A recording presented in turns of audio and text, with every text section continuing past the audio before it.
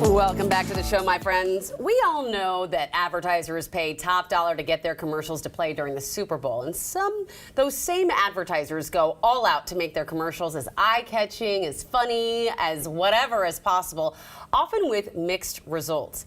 Here with their favorite and least favorite Super Bowl ads are Seattle University marketing professors Matthew Isaac and Jennifer Hong. Thank you so much for coming down and giving us this kind of scientific approach of looking at these ads. So Jennifer, I'll start with you. Which ads do you think were good? I personally really like the Google Pixel advertisement. Google has been airing Super Bowl ads for a while now. They are known to really generate strong emotional reactions from the audience. This year, they took a tweak at their playbook, making more distinct from previous years, making the ad a little bit lighter and more entertaining with the use of celebrities like Amy Schumer and Doja Cat. What I really liked about this ad was because it was very true to the objective of advertising, really informing consumers about the new benefits. And Google did a great job doing this and made it fun to watch by having Amy Schumer explain and demonstrate the new image editing feature on Google Pixel. It was amazing. I really enjoyed this. It almost made me think about getting a Google phone. No, almost though. All right, so Matt, Doritos. Yeah, so Doritos they've been airing ads in the Super Bowl for several years, and I thought this worked for a couple of reasons. One, there were multiple celebrities, and the good thing about that is you're able to appeal to different generations, which is important at a mass event. So you have Jack Harlow, who's going to appeal to a younger generation, but then you have cameos from Missy Elliott and Elton John as well, so that appeals to other groups. And then the other thing, this kind of focus on the triangle, that has an association with Doritos, and that's not something that all snack brands can emulate, so that has some distinction. One caveat on that is another brand that could do the same thing would be Popcorners, which also advertised it's a triangle shape. But the good news is both are Frito-Lay brands. So Frito's like, whatever, triangle you want to. But I do, and this makes me want Doritos, especially Cool Ranch variety. So the mission accomplished. Jennifer, T-Mobile, you thought, did a great job. Yeah, I think this was one of the best yet safe ads for this year. From the start, the people could really tell that this ad was about T-Mobile, thanks to Bradley Cooper in the brand's signature pink shirt. Definitely caught people's attention seeing the actor in that bright pink. But the real scene stealer of the ad was actually his mother. She was making fun of Bradley Cooper for not winning an Oscar, and this joke seamlessly transitioned into T-Mobile's positioning as the most awarded network. I love that. That is perfect. Okay, this one's a mixed bag kind of results. Bud Light.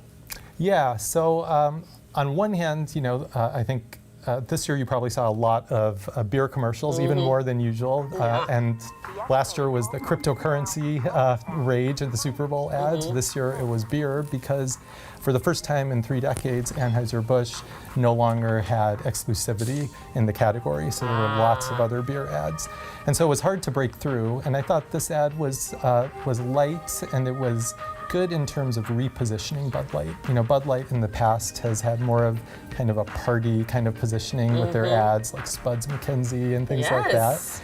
And so I think they were trying for a more sophisticated message here and they were linking to this positioning of it's easy to drink. So I thought it worked reasonably well, but probably hard to stand out given how many beer ads there were. Well, and it was so relatable too, because who hasn't sort of dancing to the customer hold music? Yes, definitely agree. It was relatable. All right, so the bad ads. Matt, let's talk about M&M's. Yeah, so this was actually really a disappointment because M&M's has had great creative in the Super Bowl over the last few years, and they've been in the news quite a bit over the last few months because they had decided to retire their spokes candies, and so they actually got some earned media, some news out of this. But they didn't deliver any payoff in the Super Bowl. It was just kind of a head scratcher. Yeah, that's how I felt. It just didn't work unless you really had been paying attention to everything going on with M&M's. You wouldn't have understood it, and so it didn't really stand alone. Makes sense. All right, Jennifer, Tubi. So the last Tubi ad that was aired last night definitely grabbed people's attention with their use of a fake glitch on a smart TV interface. It did take a lot of people by surprise, but not in a good way. People were worried. They were sitting on their remotes. But Gotcha. But Tubi managed to create a buzz around this confusion and definitely made the brand known to the mass public as a latecomer to the streaming industry. So true. And we won't forget Tubi anytime soon.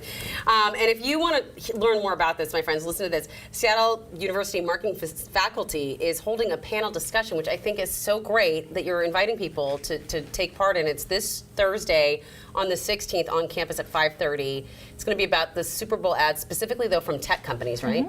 Yes, that's right. So this is the 11th year that we've done this at Seattle U, actually, and we're excited to have the public, if they're interested, come to this event. Well, we are grateful that you are offering that because this is such a fascinating discussion. Thanks to both of you. We really appreciate it.